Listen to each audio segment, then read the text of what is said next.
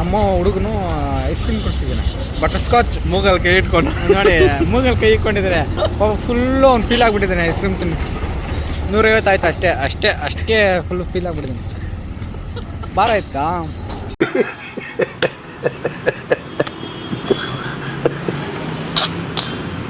ಬೇಜಾರು ಬೀಳ್ಬೇಡ.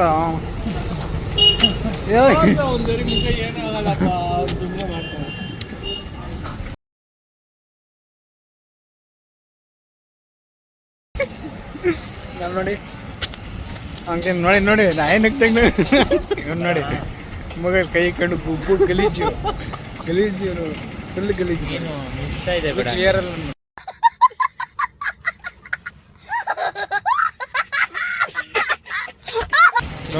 ಏನು ಗ್ಲಾಮರ್ ಇದೆ ನೋಡಿ ನೆಗೆದ್ ನೋಡ.